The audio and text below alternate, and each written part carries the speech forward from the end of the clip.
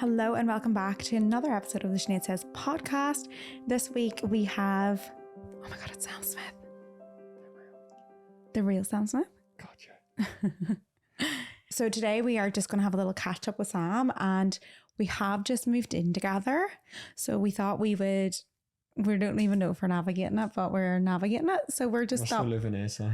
We're what? We're still living here. We are in the midst of chaos. Yeah. We're getting there though. Yeah. Yeah.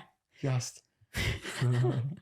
So I thought we could answer your questions today and have a little chatty update, because my first episode was very about raising your vibration and educational. I haven't really updated you on my life really. So I thought this would be a nice little update for you and to navigate or to talk about how we navigate our relationship in some ways. Yeah.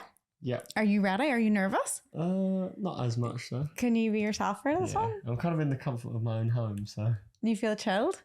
This is not like your home. This is the studio. It's my home. I know, but it's my studio. It is. You need to get that on the little touchpad. What? My studio? Yeah. Yeah? Stop making it awkward.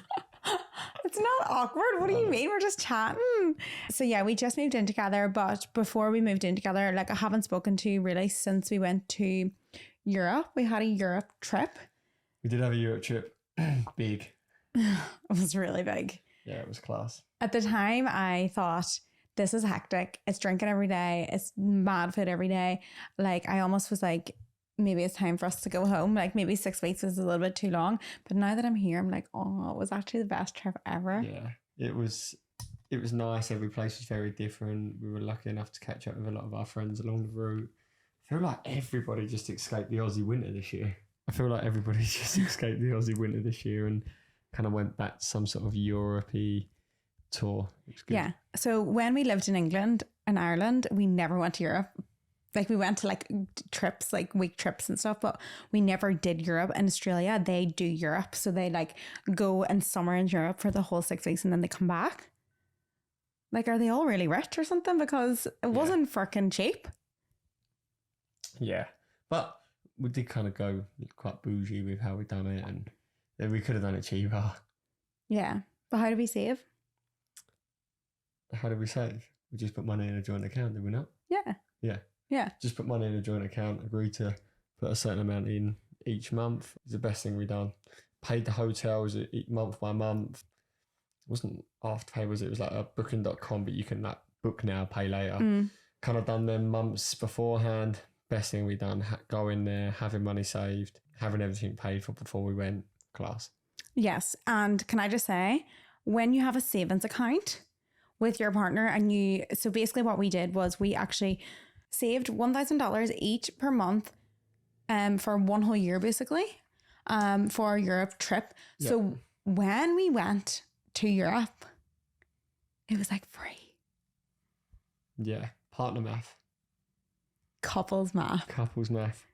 Yeah, we were lucky. I mean, it wasn't free, but because it wasn't coming out of our bank account and we already put it all aside, it felt like it was free. It was couple math. We definitely not jeopardised, but we definitely didn't go out as much in Sydney coming up to the period of that. And okay, are you being serious? We go out every weekend and we have an event every weekend. Somebody's something forever. Welcome to Sydney. It's non-stop. You know it's non-stop. I think when I went home, you were quite good because you were on the shred for the Europe summer. Yeah, I mean, I don't feel like I went out that much, but we haven't been out recently. Sam's not very much of a going out. Oh, we haven't talked about Party Sam. Oh my God. Didn't happen. Party Sam. Okay, so when I first met Sam 6 years ago now, we were together obviously before and we were rekindle. He was Party Sam. He wasn't the Sam that we know now. The Sam that we know now goes home early, looks at his watch all the time, wants to go home. He just is the first person to leave the party. He's not about that life. Not the first. I mean, most of the time, but there is times where you bring it out in your back pocket. What? What am I bringing out of my back pocket? No, you're bringing the sash out of the back pocket. You're yeah, I've got it here if I need it. Not other things. Okay, sure. Yeah. Yeah, I've got it locked up, and if I need to go ham, I can go. Yeah. And It's more as soon as I get out of Sydney, because I think like we live here, so cruise when I'm here and then go ham when we're on holiday. yeah, and he's always training for something. So when he got to Europe, also I have seen Holiday Sam in Bali as well, where he wanted to drink every day. He was like up for it, like everything was a vibe, and he just wanted to. Usually, like we are trying to convince him to like do things to go out, but like no convincing. You sound like such a boring fucker. I know you do, babe. I'm sorry, but like sometimes you have to say that you're not boring because you're really funny. But like, I am. But can I just say it's the best? I actually quite enjoy starting early, finish early. But can I just say, like, it is the most refreshing thing ever to be with someone like you? Nothing fun happens after 12 o'clock. Nothing fun. At the moment, football starts at 9:30 on a Saturday. Get me home. But anyway, Party Sam was out. We were obsessed with him for 6 weeks. He just, like, many times I was like, babe, I can't go out again. I can't go out. And you were like, come on, let's go. Let's send it. Mykonos was crazy. Mykonos was crazy. Why are you laughing? It was crazy. It's full on. Mykonos is just like a bougie Ibiza. And I didn't... The price was... like, when people told me Mykonos was expensive, I really did not even think that it was going to be as expensive as it was. It was so much more expensive. It was pricey, yeah. But it was kind of one of them places where you've got to... If you want, you can kind of go to them places. I mean, there was things that we done that I wouldn't go again and I wouldn't recommend. But I don't really want to say the places that I wouldn't recommend because someone else might go there and be like, that would be the best night of my life. When we went, it was Kevin Hart's birthday, wasn't it? So all the staff, all the attention was given to him. He's a fucking bougie motherfucker. Oh my God, he bought like 500 bottles of champagne in Namos, which is like probably £1,000 each, those bottles. And quite honestly, that does sound like typical Irish, exaggerating. That's not true. I'm talking people were just open it, pass it to someone else, and they were spraying it. There was so many bottles where they just left them on the table. The only rule is you wasn't allowed to take the bottle. You could go fill up your glass. And then he gets this all black super yacht. Come and pick them all up off this Yeti. Yeah, bougie motherfucker. Yeah, everything was so bougie. It was a bit of I was just like, what's happening over there? And we didn't get a good experience in our restaurant because like they were all just looking after him, which is fair enough. Like, but it was so expensive for us to have a shit experience. But yeah, Scorpios, sick. Best place ever. Yeah, probably best beach club I've ever been to. I'm obsessed with that. That was a vibe. Everything about it was a fucking vibe. Yeah, it was a vibe. And what do you think we learned about each other in Europe? I tan better than you. That's a lie. You definitely can't eat gluten. I definitely cannot eat gluten. Guys, the whole time I was there, it was enemas, laxatives. Like I couldn't go to the toilet at all the whole time I was there, which to be honest, it was fine. I'm used to that. Paris was funny. First place in the stop. Well, we went back to my home, didn't we? Back to Essex, B-Town. Big up B-Town. What's B-Town, babe? Benfleet. Right, okay. Because no one's going to know what B-Town is. Well, are you starting the shout outs again? I'm not, no. But if you're from Benfleet, you would know. Right, okay. If you are listening to this podcast and you're from Benfleet, hello. Let us know. Went to Paris, didn't we? And you asked if they had any gluten-free options. And in the traditional, typical Paris style, it was a gluten-free? No. No, they honestly looked at me with 6 heads. And sometimes they would say, yes, gluten-free. And I know for a fact there was gluten in it and I just add up. But anyway, I just decided not to be gluten-free for the whole trip and just decided to manually go to the toilet. Yeah, how would you say that? It's not automatic, so I have to manually. Yeah, so like... You forced it. What would you say that? It's like... That's fine. We don't have to... We don't have to go into manual pooping, but... Yeah. But yeah, okay. And then we went to Paris and also everyone thought we were going to get engaged in Paris. Do you remember that? There was a lot of pressure on me and Sam on our Europe trip. Yeah, a lot of pressure. If you're one of the people that are putting pressure on, you're just making it further away. Stop. No, but basically, when you go to those places and you're in a relationship and you're over the age of 30, which Sam is not, by the way. Yeah, young gun. You're only as old as the man you're petting. So I'm the same age as him. I'm 29. Yeah. My granny told me that. So Sugar mama following in the family. Cougars, a lot of you. I know, cougar time. I mean, I don't know. I just have a soft spot for like a younger, sophisticated male. I'll take that. But you actually want like a 40-year-old, so. Grow up. Yeah, we noticed that there was a lot of pressure on us. Like, I never thought that Sam was going to propose to me in Europe. Like, it was never going through my brain. We're only together a year in May. I did tell you that. He did sit me down. I did tell you this on the podcast, didn't I? I think so. Yeah, but like, you could have been swaying me yet. And then I thought, so everyone was like, you're definitely getting engaged, Kurt. And I was like, am I? Am I? And then there was that one point where I thought I was going to get engaged for 1 second, but I didn't actually really think it. But then no, but that was the second time. Okay, there was 2. So the first time you told me we were going to a really nice restaurant to wear a really nice dress. We did. We went to a really nice restaurant. Yeah, so I thought, and you wore a really nice dress and you look beautiful. But then as the day went on and I was running a wee bit late, you were so unstressed. And I was like, no, he's never proposing to me. But although afterwards we did have a conversation, didn't we, in Marbella? I thought it was when we went to Marbella and we was in a part all-inclusive, what would you call it, 2-board, half-board. And you got breakfast and dinner. And we was going out for dinner, what was that place called?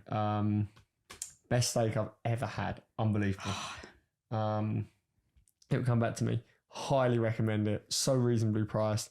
Service, immaculate. Just brilliant. Incredible. You're in love with that place. Yeah. I think we went back there, didn't we? Went back a couple of times. No, we didn't. We just went once. And then I ate the all-inclusive food or the half-board food, obviously, because dinner is free. Why not? You're on holiday. And I'm gone down there. Euros is on, watching the footy from my phone, streaming it, whatever. As I've looked up, there's all petals on the floor. They've got this big heart. I'm like, holy fuck. I don't know what's going to happen here, but she's going to think this is her. I've come down early to set it up. And then, you just sort of looked at me and I was just like, right, just sit down. Don't make a scene now. I'm not even joking, guys. I never would have thought in a million years, especially like everyone did to say to me, oh, you're getting engaged. So I was like, God, maybe I should just dress up in case I am getting engaged. But obviously, like, I don't think I'm getting engaged. But like at the same time, everyone was making me feel like maybe I would. So then I was like, oh, maybe I'll just dress up. But then afterwards, then we chatted. We were like, that was so silly. Because you felt the pressure of everyone saying, are you going to get engaged? Are you going to buy a ring? Yeah. But I didn't know you were getting that pressure and you didn't know I was getting this pressure. No, every story you would put up, or it's just mad how, as well, I know, obviously you have a big following, everybody has their opinion and everybody is entitled to it. But if we was getting engaged, everybody was telling Sinead that we was getting engaged before it had even happened, in which that would be ruining it. I know. It's so easy to say that though, because whenever your friends are going away and you're like, oh my God, you're going to get engaged. You do think that? Did I think I was going to get engaged? No. No, not you. But like whenever your friends go away, you just get so excited. You're like, oh my God, you would say to them. No. I think boys are completely different to... But the boys put it on you too. Yeah, but just because the girl's giving it to them. Like, you told me that people keep saying to you, oh, are you going to buy a ring? There is somebody else that is... There's probably a couple actually that are next in the firing line. And if they're listening to this, I do not feel no pressure. They should.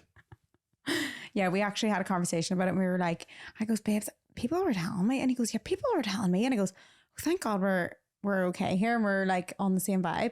Because then like when we got back and I was like moving in together, we were in such a lovely bubble. I was like, oh, imagine we missed this wee bit and we were in an engaged bubble. Yeah, 100%. We've got so much to look forward to anyway that whenever the time's right, it will happen. I know, but like honestly, I am turning 32 and I'm okay with not being engaged anytime soon. But like we don't want to have wrinkles on our wedding day. Fair enough. Okay. You're full of Botox, I won't worry. I know, but Botox doesn't stop wrinkles. Like it doesn't stop you aging. It just stops like your face moving. I thought you just said you're only as old as the man you're petting, so you're still only 29. Oh, come on, give me a break. And so this week has been a lot for me. I have been very, very stressed, very, very overwhelmed. I have took on way too much. I have a lot of responsibilities at the moment. I just got a mortgage.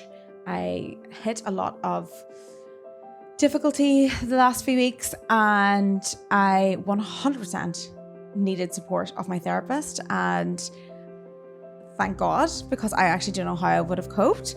And that's why I'm going to talk about the sponsor, which is BetterHelp. BetterHelp is an online therapy platform which I use myself. And in times of, for me, a feeling like severe overwhelm, feeling like I can't get everything done, and feeling like there's not enough hours in the day for the things that I need to be done, trying to balance my own social life with my work life and my friends, and also when I work alone, I'm not seeing anyone, and trying to balance. All right.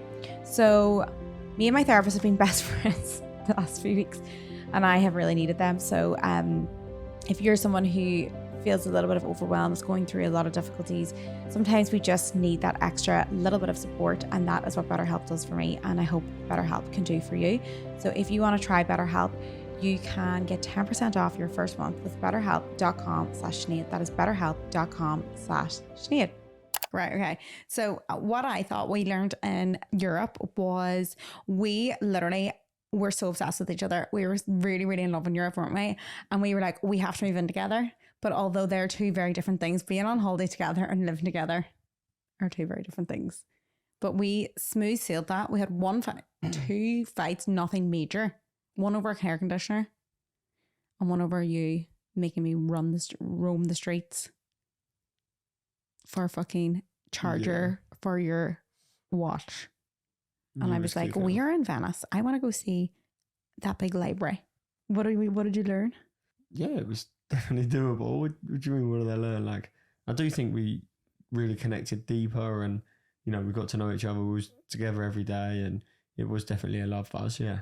Okay, let's get to the questions. Speaking of that, people are like, what did Sam do? What's your job?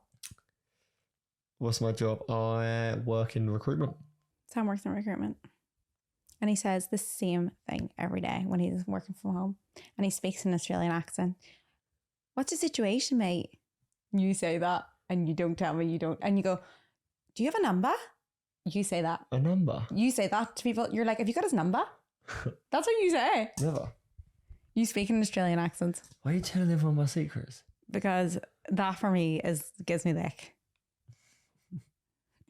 Okay, so what is the toughest thing you have faced since moving in together?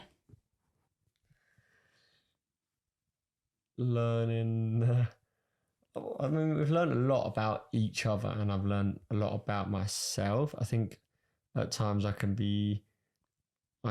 look at the stuff that isn't necessarily clean or put away that I haven't put there, whereas because mine can sometimes be organised mess, I turn a blind eye to that and think, well, what's this doing here? But really, I've also got stuff there as well. Yeah, Sam takes these like a random burst of energy, and he'll like pull something out like this, and he'll be like, what's this in here? Should we move this? And I would just literally just look over to his side of the room and go, you really asking me about this when that's your side of the room? Mine's tidy though. Yours is not tidy at all. And I don't care. I'm like, you have your side, I have my side. You have a pile, I have a pile. That's how we deal with that. But the only thing that our biggest struggle is like Sam thinking that he is super clean and then accusing me of not.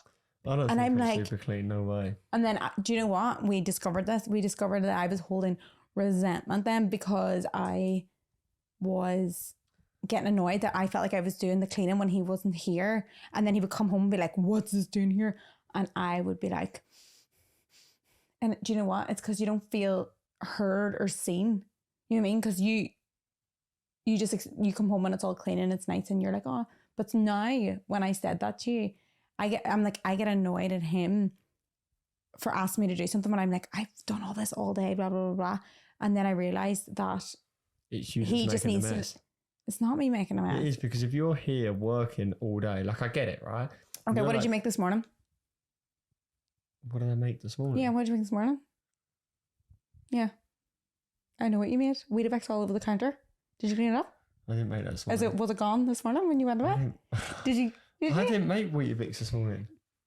Why was there? What did you make this morning? What was your breakfast? Anything this morning. You're lying. No, I didn't. Bibs, you're lying. I didn't make any food this morning. I came in, showered from the gym, went to work. I don't believe that for a second. I had my breakfast at the office, like every day. So you made your breakfast here, And then you took it to the office like you usually do. Yes or no? It was yesterday. Swear on my life. I didn't make anything this morning. I swear on your life, I didn't make anything this morning. That's the biggest lie. It's not. So anyway, so obviously I do wee things during the day and I would like pick up stuff, do the thing, clean the counters, dust and whatever. But obviously he doesn't see that and I shouldn't expect for him to see that. But then when he comes home complaining about something, then I resent him for not feeling seen. Do you get what I mean? Whereas if you went, thank you so much for like keeping the house dirty and keeping everything together, then I would be like, I partly agree. I also think because you work from home most of the time, this is his theory, by the way. The mess that you create and then you clean up, you think, I've been cleaning all day. Yeah, you have, but you've been cleaning your own mess. So that when it comes around to both of our stuff, you're already resentful because you've had to clean up some of the stuff throughout the day, which is only your mess. I actually can't believe this happened on the podcast. Are you okay, babes? Do you know what I'm going to start doing? I'm going to stop cleaning anything that for you and see what keeps going up. Just like the general chitty chat stuff in the house. You know, like the wee little bits that I do whenever you're not here, right? Like I do put away your washing, but like I don't do stuff like that. But I will do like cleaning down the counters and doing the dusting and cleaning the bathroom and doing all stuff like that. Why are you laughing? Are we going to have a domestic on this fucking podcast? Cut. But this is what I mean. Like, he can't see that for me. Do you know what, girls? This is a full girl podcast. You know what I mean. Whenever you don't feel seen, whenever you feel like, and then I think about my mum and dad. And I think my mum does this for my dad every day. And my dad doesn't say, oh, this is lovely and clean. Well, it's like if Sam says to me, oh, it looks lovely and clean in here today.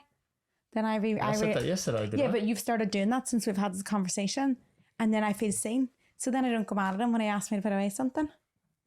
Okay. That's a good thing. Looks lovely in here today. This is a studio. It doesn't count. Oh. Next, please. That is our biggest struggle because... But it's okay because all his old roommates warned me of him. What? What? Thinking about all the stuff that you've created your own mess and haven't cleaned up. Should we talk about the mirror or the toilet brush? Yeah, I broke the mirror. Okay, so Sinead has this thing where she forgets. So Baby, I've got ADHD hanging on my neck. She smashed the toilet brush, which is fine. Don't really care. Cheap as fuck. But then doesn't clean up all the little bits of china. So then when you go into the toilet and you tread on it and it hurts your feet. I promise you, he doesn't believe me. I never seen it. It was so small. Okay. The glass, the mirror. Okay, the mirror can make things falling out of my brain. So my brain, and it's a funny story because obviously I would rather be diagnosed with ADHD so that I can tell Sam that I have ADHD, not because I probably want to get diagnosed, but because I can be like, babe, like, please help me because my brain doesn't work sometimes. But it's funny because my ADHD stops me from booking my ADHD. And then I actually went into the doctors the other day to get my ADHD clinic referral. Fucking forgot to ask the doctor for the referral. Ended up chatting about other things. Like, who does that? Would you go into the doctors? Oh, what lovely weather today. Beautiful. And then just chatting shit to him. Actually, you know what, doc? I have so many issues though, babe. It's like I'm in there talking about everything. You know what, doc? I had the doctor crying the other day. She was crying for me. She looked at my meditation. I was just like, this is so amazing. Started crying. I was like, I'm obsessed with you. And we're like best friends. So yeah, see, I don't know if you know where I'm at. Oh yeah, so the mirror. Questions. The mirror. So I thought that it would be really nice to put the mirror outside so we could see the sunrise from our bed because we kind of have to go around the corner. So it's like, I'm going to put a mirror out there so we can see it. And there was a wee bit of storm and the mirror fell and broke. Sam picked it up and then he told me to get the shards of glass, but I just kept forgetting because it's just not right in front of me. And that's something that you can't cope with when I forget things. I just think, yeah, it's one of them. I think if you break it, it's just common practice to think, right, I'll clean this up. I know. I didn't break it though. The wind broke it. No, you did. You took it outside, and didn't bolt it down or put anything to hold it down. I know, but it's not because I would have wanted to, but I forgot. It's like, remember the time we were registering our relationship and I forgot my passport, and you goes, how could you forget your passport? And I was like, what do you mean? What, you just don't forget things? And you were like, no. And I was like, oh. Well, not that if it's important, but I would think if you need to go out there and you might cut your feet, I care that much that I wouldn't want your little feet to be cut, that I would clean it up. Okay. Your little tootsies. All right, let's start being nice to each other on this podcast. Especially if I've got to run next week. All my feet are cut. Oh, fuck. Imagine that. I couldn't do it because you've... Sorry, babes. Do you want me to do wah, wah, wah? Yeah. Oh. Let's start fresh. I didn't hear it. That's what I was looking for. Okay. How does Sam deal with all your health issues and symptoms? It's a heavy subject right now for us. I don't really know how to answer. Is there any context behind it? Like, well, obviously, because I have so many issues and I have so much pain that sometimes we can't be intimate. And like, how does that affect you and how do you deal with that? I mean, I knew what I was signing up for when I got with you. Like, it's not really, at the end of the day, I love you regardless of your health issues. And, there's so many things that I don't know. I don't really know how to answer it. Like, it doesn't faze me in the slightest. Like, I'm not, I don't know. I don't really know how to answer, to be fair. It's kind of thrown me by surprise. I didn't think anyone was going to ask this. I don't know. Like, it's life. We put up with it. I know that you would back me no matter what my health issues are. We don't know what's around the corner. Anything can happen. There's any accident, anything can happen. And I think like we support each other through no matter what. And a couple of health issues that we're working through, we're a team. We do it together. There's no you and I, it's we, isn't it? So yeah. I mean, I definitely get, like I told you this, like obviously I get sometimes I do get insecure about having my chronic health issues and I can't give you what a normal girlfriend can give to a normal boyfriend. Do you know what I mean? Like I can't. I'm not sure I'd be sitting here on a podcast if, a normal girlfriend. So no, I know what you mean. Cause you always reassure me that like everything's okay and blah, blah, blah. But even there, we had a period where we couldn't have sex for 6 weeks because I was in treatment for stuff. Lots of stuff that's always happening to me. And and like I would panic being like, oh my God, like I do overthink it in my head. And sometimes I can go to therapy for that to just feel more secure with but you always make me feel secure. So it's not like, but I think like I feel like a burden. And I think that the people that are writing that question are probably got health issues and feel like a burden. And then sometimes some of them said they feel embarrassed to tell their new partner and stuff about their issues. Okay, well, firstly, apologies if that sounded really disrespectful about your health issues. I think everybody has issues ongoing, whether they are physical, mental, psychological, and there will always be periods of up and down. Like, it is a roller coaster life, and there'll be good periods and bad periods. And I think offer the support to somebody that you would want back.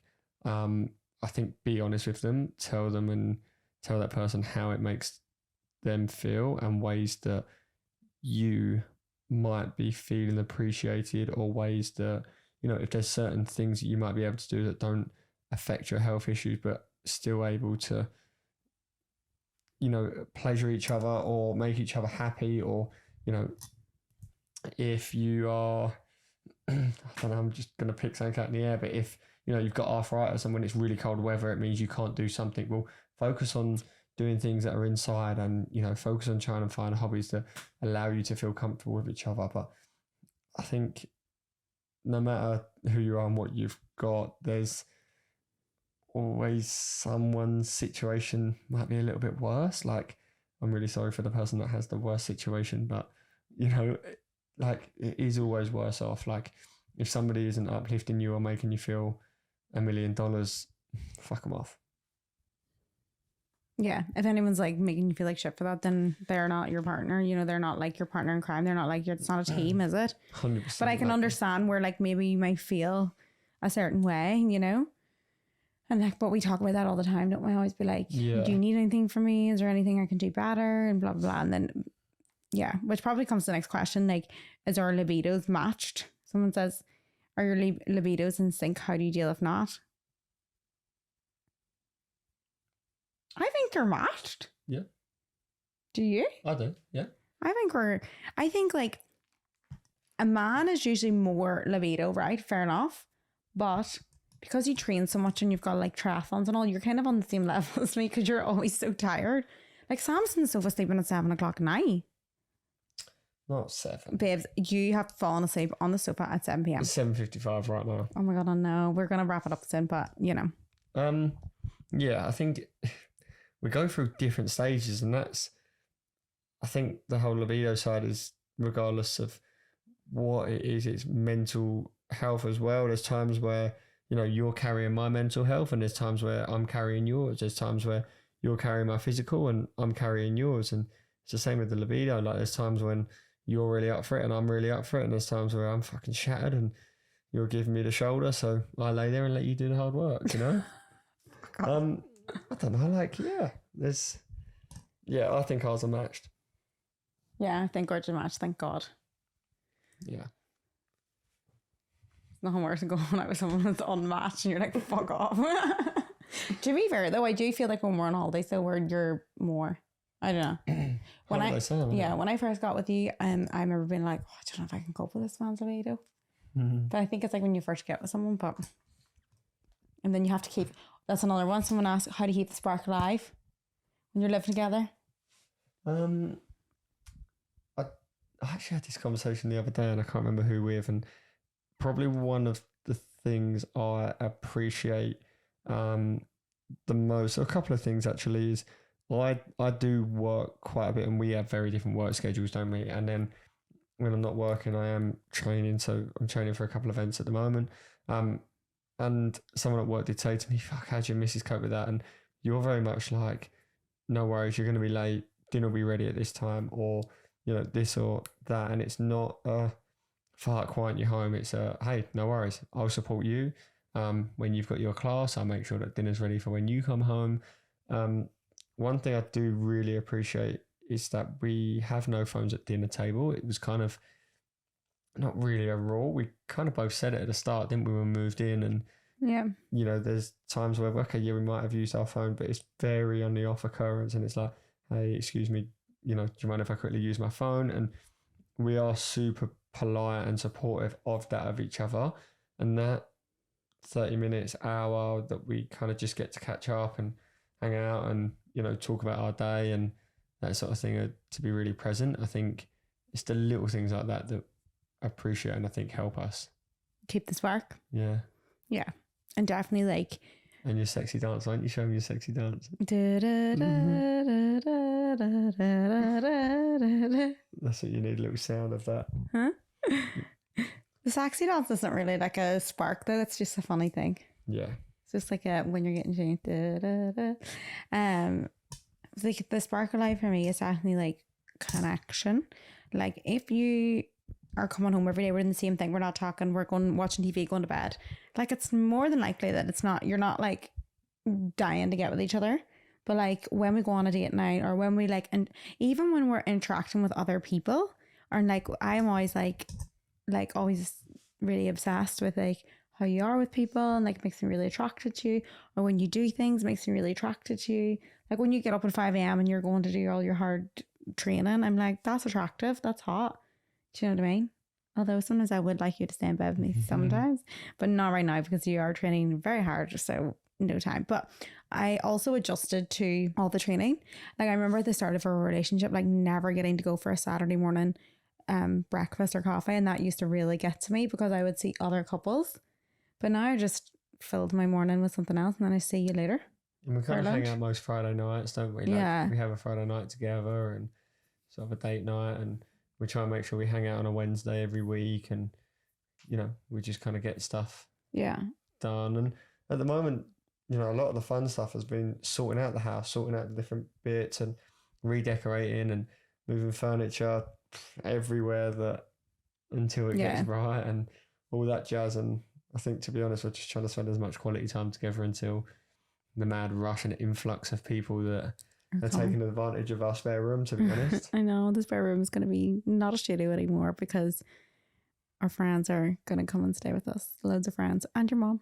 My mum, yeah. She's... Yeah. Shout out, Coco. Yeah. We'll get her on the potty, so... yeah, bless her. Yeah. You going to get her on the pod? I'm not sure. Can you interview her? Or? Maybe. My mum's half deaf in one ear. Well, she's half deaf. She can have the... Oh, I've still got the earphones on. I didn't realise. I know for a fact that she will... You'll ask her a question and she'll just answer the complete wrong question and it will be class. But, yeah. Yeah, a bit like you. What? A bit like you. Get fucked. Next question. Next question. Okay. Opinions on having the opposite sex as friends and how to maintain boundaries. I think it's very good to have friends of the opposite sex because Sinead quite often says this to me: go speak to your friends and come back to me. Always tell him to go speak to his friends and come back to me because it can be really out of order. And it is good because I am 100% right all of the time. Absolutely not. And I know what his friends are going to say, so I know go and speak. And they're like, you're not seeing it from her point of view. And obviously, all the lads are like, yeah, absolutely, put your fucking foot down. That is the biggest lie ever. And then the girls are like, tells you need to start looking and thinking that from a different light. So it's good to have opposite sex as friends because I think it's good to kind of get that opinion from somebody that's going to give you an honest opinion. Friends will tell you, real friends will tell you an answer that you don't necessarily want to hear, period. No, they tell you what is right. And that's exactly. Me. And that's sometimes an answer that you don't necessarily want to hear. And yeah, and that's me. What? And that's me. Yeah. Because I'm always right. Fuck. I think ultimately being able to work with somebody to build up that boundary. A boundary is something that you try and put in place so that somebody respects to make you feel comfortable, content, and in control, I guess, a little bit, or, you know, satisfied with the effort that you're making.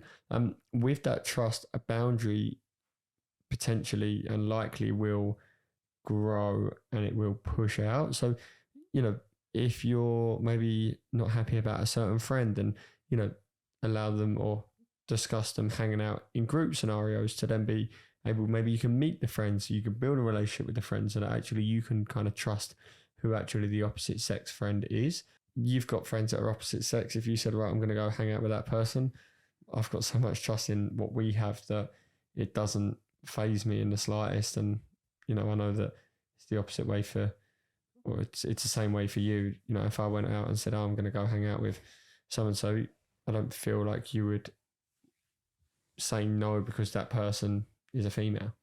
Yeah, no.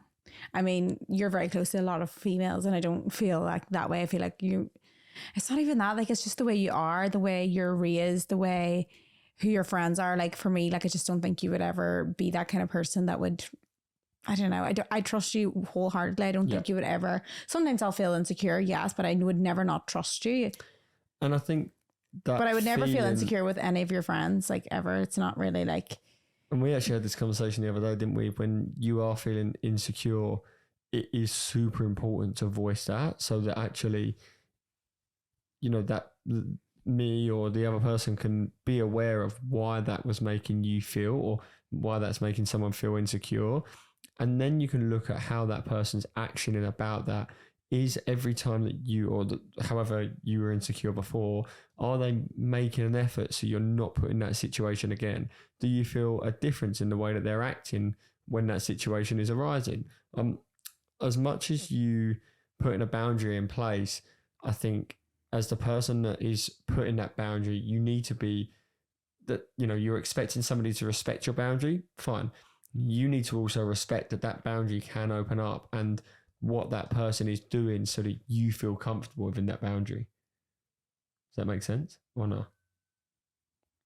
Yeah. So if I'm, no, if, I get if, it. if for example, you say Yeah. to me, hey, I feel insecure because of this, you know, it's important that you tell me that so I'm aware, but it's also important for you to understand and realize that I am making an effort so that you are not put in that situation again.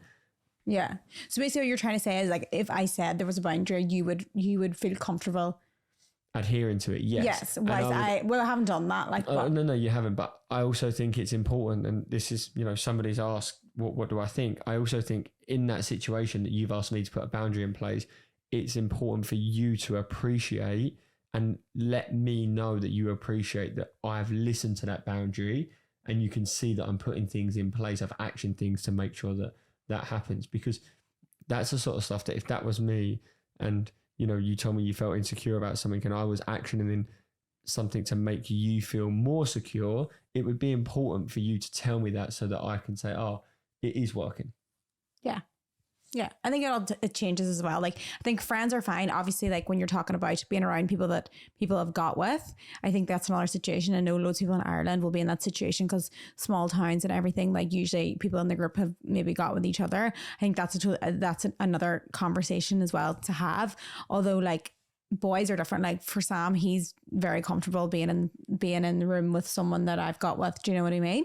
I'm comfortable with him as well. Like, do you know what I mean? With those situations, because I fully trust him and fully know he's a good person. Know he's just don't feel in any way threatened. I think everybody has a past, and everybody has, you know, like, just because you've got with someone doesn't mean that makes that person a bad person. You can't hang out with them.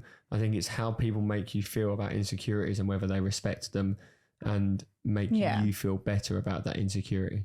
Yeah. And also like being honest. Like, you know, if I have an inkling that you've got with someone, I'll be like, oh, have you got with her? Like, I'll be honest. And then I'll be like, oh, you know, like. Yeah.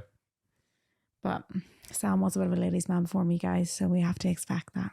Next question. Someone needs help on how to get very closed partner to communicate when it comes to relationship stuff. And we are very open. Mm-hmm. Sam is quite communicative in all aspects. Like he wants to talk about most things, but I feel like sometimes I'm like, don't know where you even got that from, because you've never actually been in an adult serious relationship really. So it's like, you have like, right, we need to talk about this. Yeah. That also does work in my job. Does work against me as well, because sometimes when we butt heads, Sinead's like, I need a breather. I'm like, nah, let's face this head on. Let's fucking go for it. So I'm a red personality where I'm like, right, let's go. I also hate overthinking and sitting and dwelling on things. I've realised in more recent times that I do need to appreciate the importance of doing that so I can understand why I was feeling that way and actually let it settle to address it in maybe a more mature way. But I do like addressing things. So if I'm feeling a certain way or I want to talk about something, I'm happy to talk about that. Like, let's go. There's times where I do feel uncomfortable, but it's super important to make yourself feel uncomfortable. You need to get comfortable with being uncomfortable so that you can handle them situations. I guess, how does somebody have a conversation with somebody? That's the question, isn't it? How does somebody have a conversation if they're not? How do they get their boyfriend to like give us the tips? Like what? I don't know, because I think like we know some people. Have a conversation that, you know, have a conversation and maybe ask a few questions that you know they're going to say yes to. And I know that sounds stupid, but I was looking at something previously, and it's like, because your brain has a security mechanism about it, it tells you to say no more than to say yes. So if you get someone familiarized with saying yes, get them comfortable, get them in a comfortable setting somewhere, you know, whether it might just be, hey, let's get into comfy clothes, or, you know, a good thing is people want to sit there and look at someone in the eye when they're talking. Why not go for a walk? Why not be driving? Why not be looking at them and look head on, and you're both looking in front of you, so that actually they might feel a little bit more comfortable about having that conversation. Go for a walk, get out in the common, you know, fresh air and try and address it. I think also, are you asking a question like, hey, how are you feeling? Maybe you can change the question up and say, hey, when this happens, this really makes me feel this way. This is why I feel a little bit uncomfortable. How does it make you feel? Have you thought about putting your feelings first? Like if you're asking them a question and you want them to talk about them before you've opened up to yourself, well, why do you have that expectation that they should talk first? Like, why not give them your answer and then ask them a question at the end? I think a good thing that always helped me as well, for me to start a conversation when you're on your date night, when you're having your dinner together, just be like, is there anything you want to bring up right now? That's a good question to ask. Like, is there anything we want to talk about relationship wise? Should we review? Like, because it's a really calming state to go in, because if you have all these little things that annoy you, especially when you're living together, you can build up, and then you explode. So we said that we were like, we're not doing our fanos and then we're exploding. Whereas when we do our fanos, we don't explode because we're in a calm setting and we have to talk in that moment. I'm going to devil's advocate a little part of that, just for thought, right? Food for thought.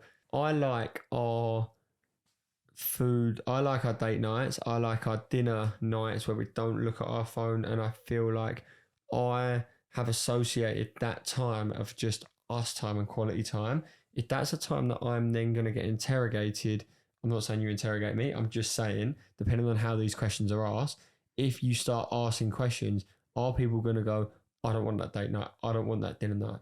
I'm not saying I'm right or wrong. I'm just asking you a question. But the thing is, talking about it does feel uncomfortable at the start, but then afterwards, you're so much closer. There's so much more intimacy. You feel so closer together in that aspect, just rather than exploding with each other and like a few things down the line. It depends on what it is, because if people are already feeling uncomfortable answering or communicating the question, you don't want them to feel like they're backed into a corner. Hey, I've got them sitting down, dinner.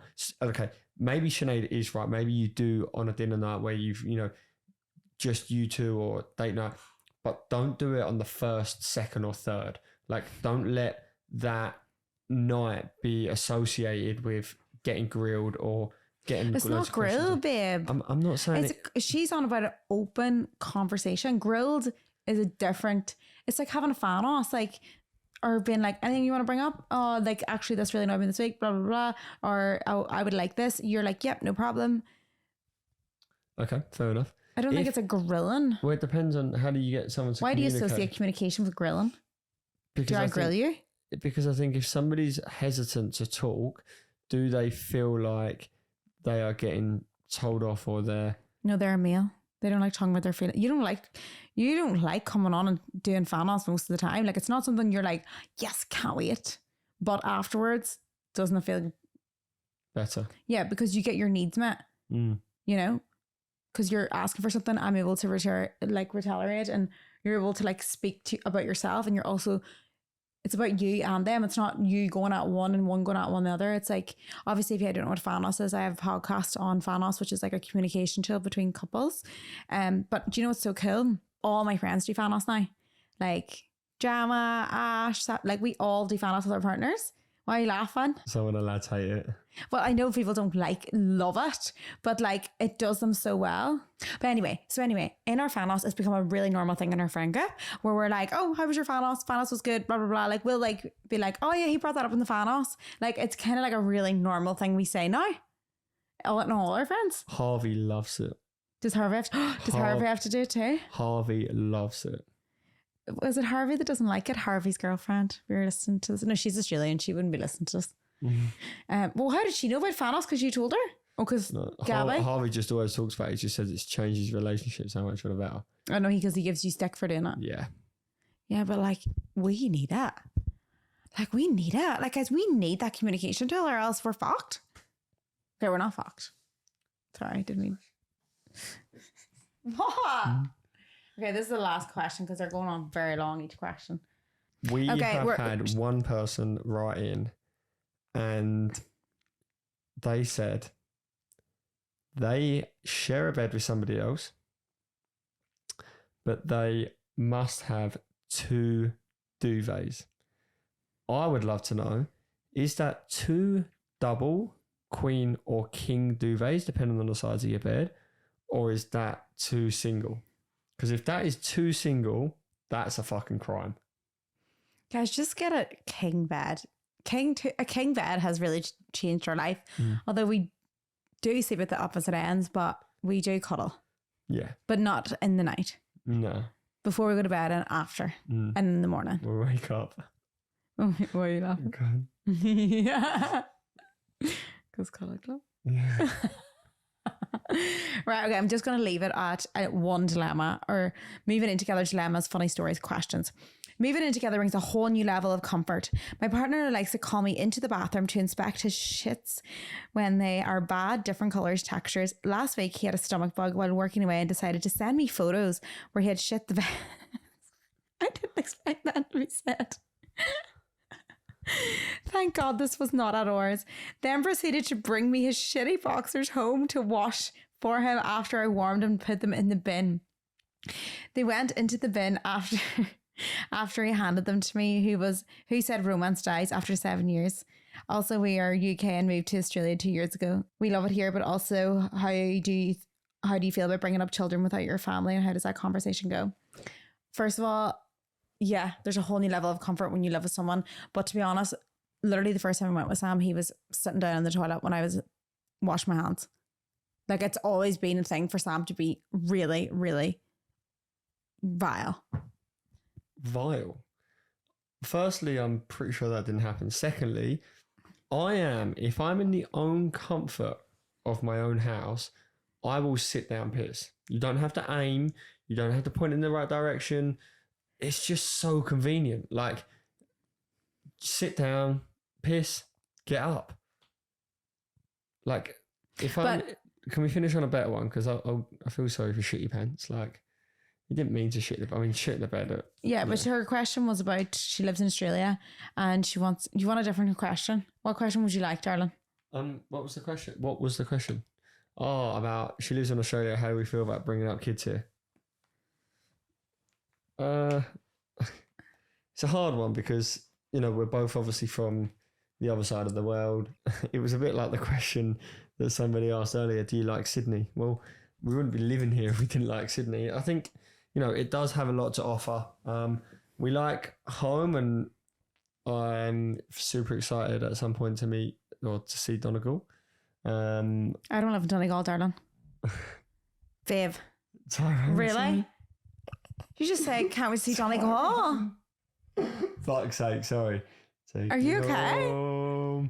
It's ridiculous that you came to my hometown. As if you don't want to come to see Castle Derrick in County Tyrone. Yeah, County Tyrone.